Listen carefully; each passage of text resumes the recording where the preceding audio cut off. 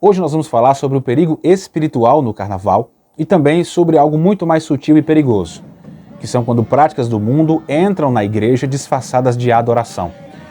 E aqui não é um vídeo para atacar pessoas, tá? Mas é para examinarmos práticas à luz da Bíblia e chamar o povo de Deus de volta à verdade, à santidade e ao centro que é Cristo Jesus. Então, se você ama a igreja, ama a palavra de Deus, permaneça até o final. E o que vamos tratar aqui exige ouvidos espirituais atentos. Até onde dialogar com o mundo é possível sem se corromper com ele. Você está no Teologia Transformadora. Eu sou o professor Elbert Cruz. Seja muito bem-vindo. Se você é novo, se inscreva, ative o sininho, compartilhe com mais alguém, comente e deixe o seu like para ajudar o nosso canal.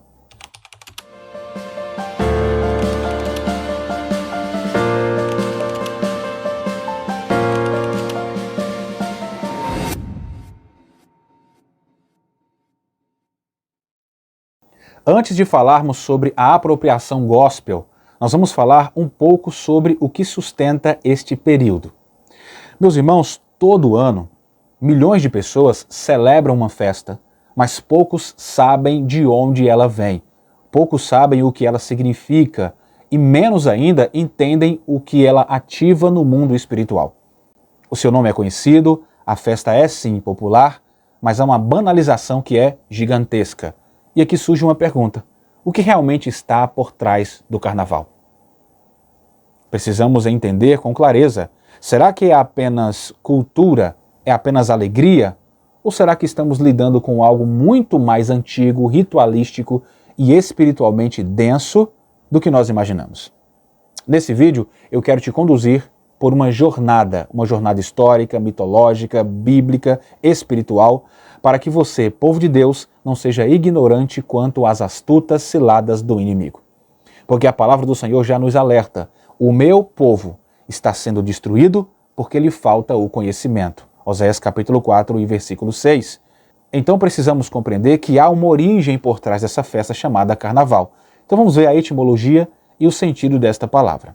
Pois bem, a palavra carnaval, ela vem do latim, que é carnevales. Carne, está falando da nossa carne humana, dos nossos desejos, né? Dos nossos impulsos, das nossas vontades. E vales fala de despedida, fala de uma validação. Então, carnavales é um adeus à carne, ou um último mergulho nos prazeres da carne antes da abstinência religiosa. Então, eu vou te explicar isso historicamente, tá? Essa expressão ela foi normatizada, na verdade, num contexto europeu medieval, como um período que antecipa a quaresma, onde a Igreja Católica exigia jejum e exigia também penitências. Mas aqui é o ponto principal, porque o carnaval ele não nasceu no cristianismo, ele foi inserido e ele foi incorporado no cristianismo. Ele já existia muito antes, isso é uma herança direta dos deuses pagãos greco-romanos.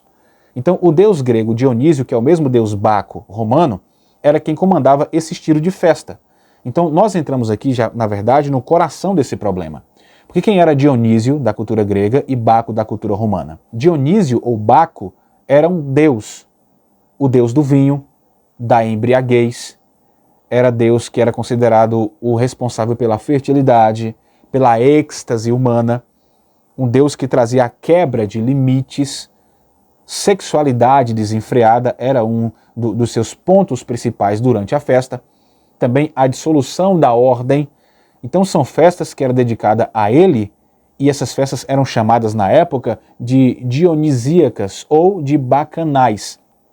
O que nós temos aqui é algo muito sério, porque havia um ritual por trás dessas festas.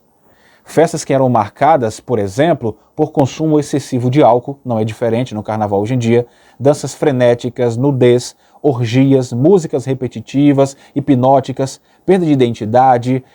Então eles entravam em um estado alterado de consciência durante os dias dessa festa, né? Durante essa concentração. Então o objetivo não era só a diversão, era também uma êxtase espiritual.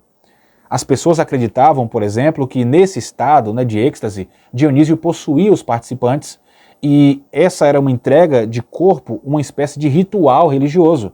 E é aqui que entra um princípio espiritual gravíssimo do carnaval. Porque há uma ordem que vem de Deus, mas também há um espírito do caos que se instala. Então a Bíblia deixa claro que Deus é um Deus de ordem, não de desordem. Olha o que está escrito: porque Deus não é Deus de confusão, mas Deus de paz. Primeira carta aos Coríntios, capítulo 14, verso 33.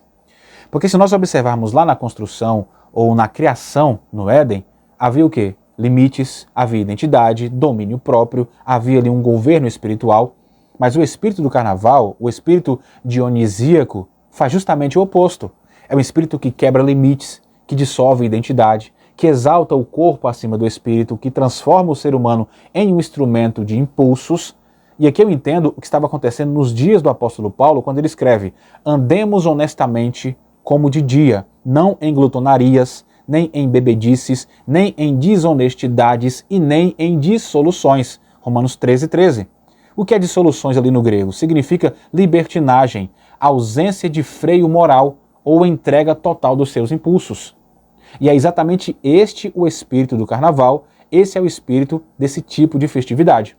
Então isso acontece nas festas de Dionísio e vai ser incorporada pela igreja na Idade Média, e isso vai chegar ao Brasil.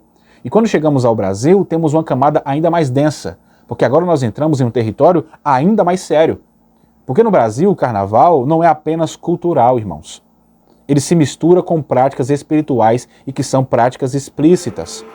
Nas escolas de samba, por exemplo, muitos enredos exaltam orixás, celebram entidades, fazem invocações simbólicas, representam rituais religiosos, magia negra.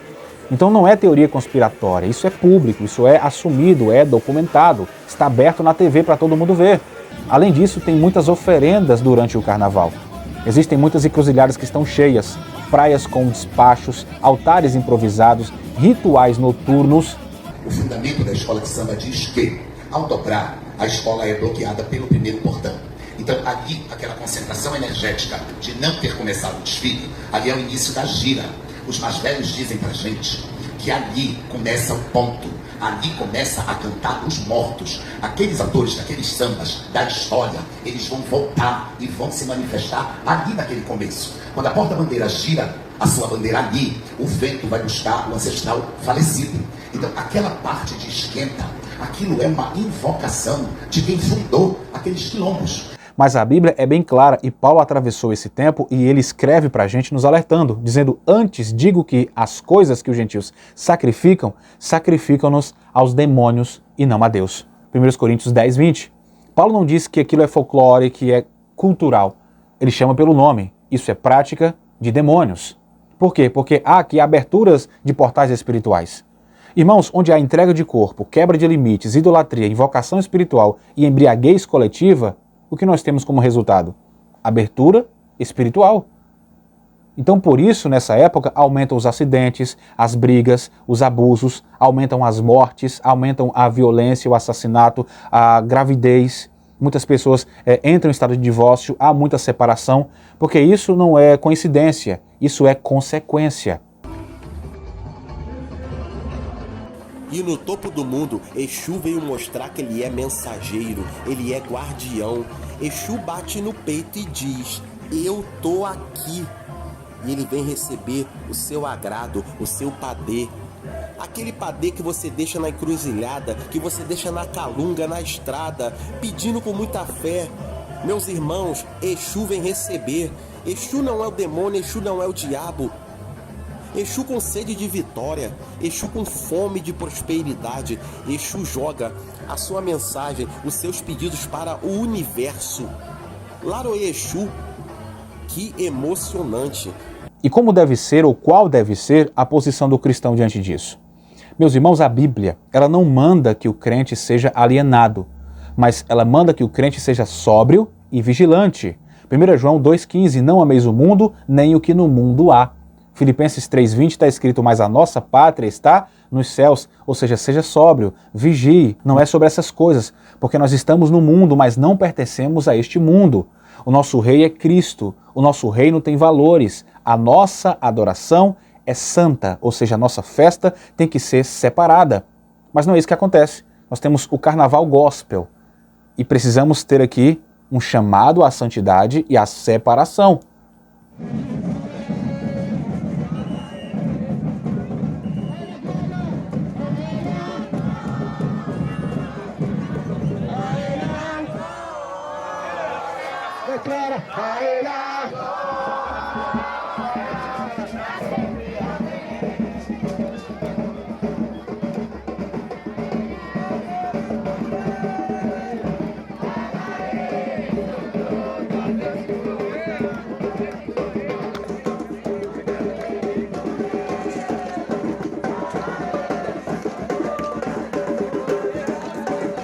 Nem tudo que usa o nome de Jesus glorifica a Jesus. Nem tudo que emociona edifica, irmãos.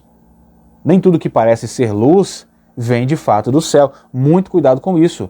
Por quê? Porque nós vivemos dias em que o povo de Deus precisa de mais discernimento do que emoção. A gente está precisando mais de palavra do que de barulho, mais de santidade do que de aplausos.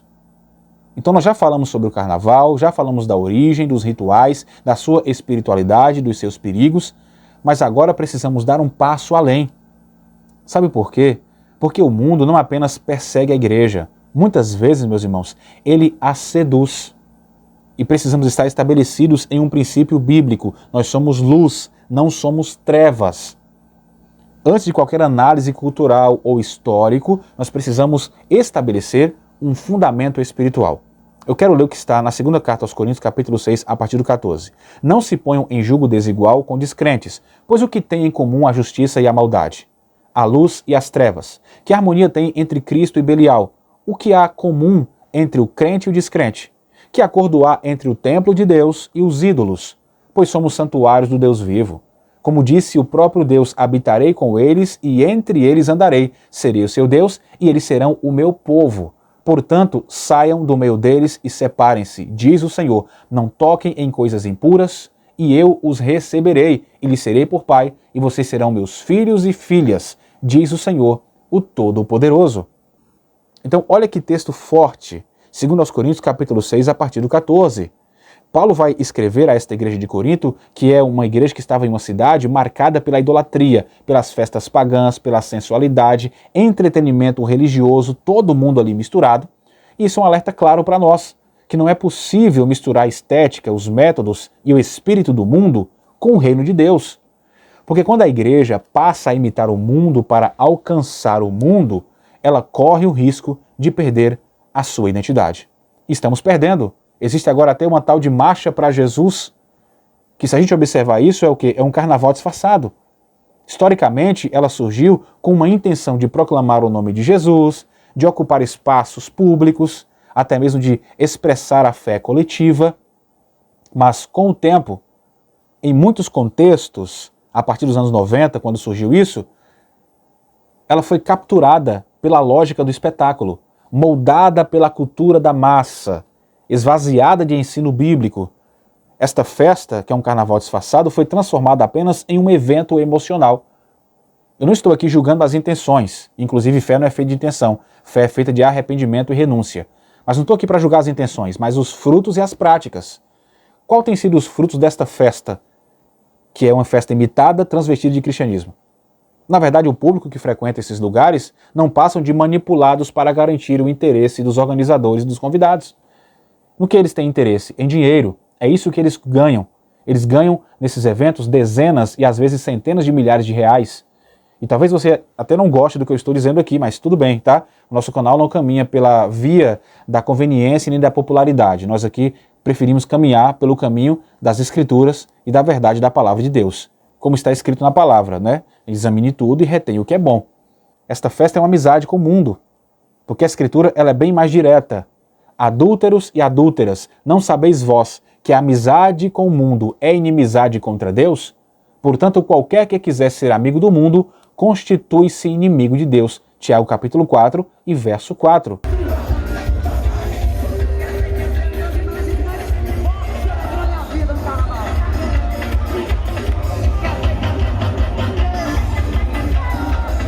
Então, quando nós imitamos uma festa do mundo para se transvestir de uma festa gospel, estamos sendo amigos do mundo. Porque Tiago não fala com descrentes, ele fala com crentes, não é com pagão, é com pessoas que estão na igreja. Ele chama para um sentido espiritual. A tentativa de agradar a Deus junto com o mundo é perca de tempo. Então, quando a igreja, meus irmãos, ela copia a linguagem do mundo, ela reproduz seus formatos, ela adota os seus métodos mundanos, ela relativiza a santidade. Sendo assim, ela deixa de confrontar e passa a entreter.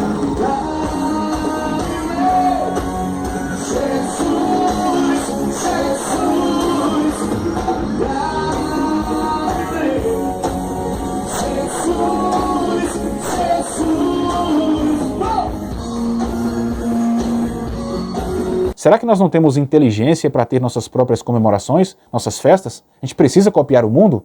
Isso é ser inteligente, irmãos? Não. Jesus nunca buscou multidões por entretenimento. Muito pelo contrário. Está escrito, desde então, muitos dos seus discípulos tornaram para trás e já não andavam com ele. João capítulo 6 e verso 66. Olha que texto claro. Depois de uma palavra dura, sem apelo emocional, sem holofotes, muitos abandonaram Jesus. Ele não suavizava o discurso, ele não mudava o método, ele permanece fiel à verdade em todo o seu ministério. Então Cristo, ele não construiu o reino baseado em shows, em plataformas, em estética do mundo, em copiar eventos mundanos, mas ele constrói com cruz, com arrependimento, com obediência e com a verdade na palavra. Então, do carnaval pagão ao carnaval gospel. É feio, mas é uma realidade. Porque o carnaval sempre foi o quê? Festa do corpo, exaltação dos sentidos, ritmo repetitivo, massa em êxtase, perca de individualidade, de identidade, emocional coletiva. Mas agora observe com honestidade o que vamos falar. Trio elétrico, músicas dançantes com batidas semelhantes, multidões em estado emocional elevado, slogans curtos, repetitivos, pouca palavra, muito estímulo. Qual é a diferença entre um e outro? A diferença não está na forma. A marcha corre no mesmo padrão. A única diferença é apenas o nome. Marcha para Jesus. Diante dos meus olhos, meu Deus nunca falhará. Eu sei que chegará minha vez, minha sorte ele mudará. Diante dos meus olhos, mais uma vez. Mas a Bíblia nos alerta sobre isso, que há caminhos que para o homem parece direito, mas o seu fim são caminhos de morte. Provérbios capítulo 14 e versículo 12. Então tenha muito cuidado, porque o método de Deus não é plataformas. O método de Deus sempre foi a palavra. Observe que a igreja primitiva caminhava assim.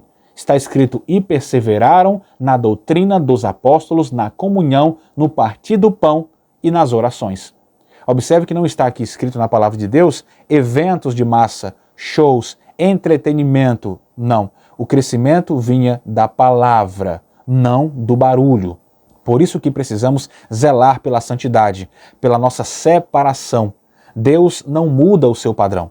Então a igreja também não pode mudar. Está escrito, segui a paz com todos e a santificação, sem a qual ninguém verá o Senhor. Hebreus capítulo 12, verso 14.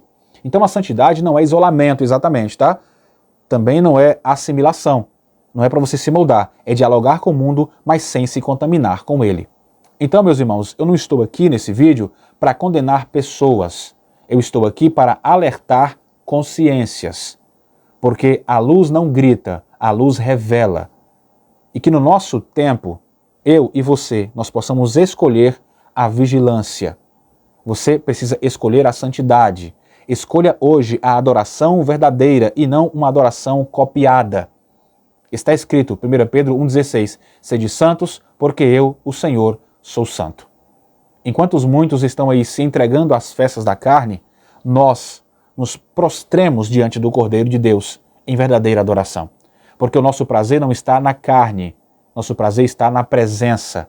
Aonde o Espírito do Senhor está, aí há liberdade, não libertinagem, mas liberdade para viver segundo o reino de Deus. Isso é muito importante. Então, não dá para copiar festas do mundo transvestida de festa gospel. Então, eu não quero atacar pessoas, como já disse, ministérios, eventos. Eu estou aqui para amar a igreja o suficiente para alertá-la deste perigo espiritual. Cristo não nos chamou, meu irmão, para sermos populares. Ele nos chamou para sermos fiéis. Por isso que está escrito, se alguém quiser vir após mim, negue-se a si mesmo, tome sua cruz e siga-me, disse Jesus em Mateus capítulo 16. A nossa fé não precisa de trio elétrico. A nossa adoração não precisa de estímulo carnal. Não. Nosso poder vem do Espírito Santo e não dos métodos carnais, inventados pelos homens. Então, nós devemos escolher a cruz e não o palco, a palavra de Deus e não o barulho. Escolhemos hoje o Espírito e não a carne, porque o reino de Deus não se move por tendência, mas por verdade. que esse vídeo fale profundamente com você e que você me entenda. É palavra de amor, de exortação, mas para que você possa compreender, não precisamos copiar o mundo para tentar sermos aceitos pelo mundo. Muito pelo contrário, o mundo é quem precisa nos ver como luz, sair das trevas e assim também, como nós, aceitarmos a mensagem do Evangelho, receber Cristo no coração para ser transformados. A palavra deixa bem claro, Romanos 12 e verso 2, não se amoldem ao padrão deste mundo, mas antes, transformai a vossa mente pela renovação da palavra de Deus. Aí você vai ser capaz de compreender qual é a boa, perfeita e agradável vontade de Deus. E aí, você tem se amoldado ao padrão do mundo? Será que temos apenas mudado o nome, mas o padrão continua o mesmo? Se estamos fazendo assim, estamos completamente errados mediante a palavra do Senhor. Que esta palavra fale ao seu coração e que você possa entender. Fomos chamados não para entreter pessoas, fomos chamados como discípulos para transformar corações. Que Deus abençoe, espero que você tenha entendido o intuito desse vídeo. Se você gostou, deixe o seu like. Se você não gostou, fique tranquilo, não seremos inimigos por conta disso, mas como já disse, nosso canal não tem a intenção de ser conveniente e nem de ser popular. Nós temos a intenção de trazer unicamente a palavra do Senhor como ela é, viva, eficaz, direta ao ponto, porque ela não muda, porque é a palavra de Deus. Que Deus te abençoe, hoje e sempre. Compartilhe esse vídeo. Te encontro no próximo vídeo do canal, tá? Você está no canal Teologia Transformadora, é o conhecimento que promove mudança. Deus te abençoe e até o próximo.